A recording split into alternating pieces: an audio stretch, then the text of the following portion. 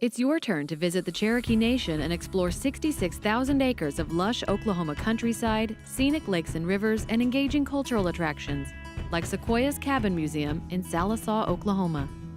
Sequoyah, also known as George Guess, is one of the most well-known Cherokees in history. He was the inventor of the Cherokee syllabary and the creator of a legacy that extends far beyond the Cherokee Nation. His cabin has been turned into a museum and is a popular Oklahoma tourism destination. Sequoyah was born in Tennessee around 1778, and in 1809 he began experimenting with the written form of the Cherokee language. Sequoyah's involvement in the War of 1812 put his work on hold, and in 1818 he moved west with a group of Cherokees called the Old Settlers. The Old Settlers migrated to present-day Oklahoma and western Arkansas prior to the Trail of Tears. Here, Sequoyah continued developing his syllabary, designating a symbol for each sound in the Cherokee language. When Sequoyah demonstrated that he and his daughter, Ayoka, could communicate by reading written messages, the teaching of the syllabary spread and literacy rates among Cherokees soared within just a few years. By 1829, Sequoyah was established on this land near present-day Sallisaw, Oklahoma, where he built a one-room log cabin for himself and his family. Sequoyah farmed the land and had a small salt operation, a common business for Cherokees in that area.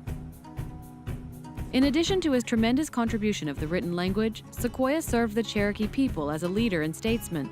Following the Trail of Tears, he was instrumental in composing the 1839 Act of Union. This document served to unite the Old Settlers with the newly arriving Cherokees from the east. Sequoyah lived in this cabin for 11 or 12 years before undergoing a voyage to Mexico. He was searching for other Cherokees who had moved south and died there around 1843. Sequoyah's cabin has been designated as a National Historic Landmark and National Literacy Landmark and now operates as a museum. The actual cabin is located inside a stone memorial building built by the Works Progress Administration in 1936 and is surrounded by a 10-acre park. The cabin is furnished to appear as it might have when Sequoyah lived there, with relics and documents associated with his life on display. Visitors to the museum can explore exhibits that share the story of Sequoyah, his development of the Cherokee syllabary, and Cherokee language today.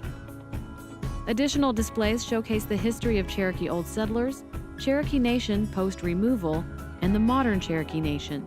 There's a Cherokee Nation gift shop on site, and the grounds surrounding the cabin are perfect for a picnic. To plan your visit to Sequoyah's Cabin Museum, go to visitcherokeenation.com.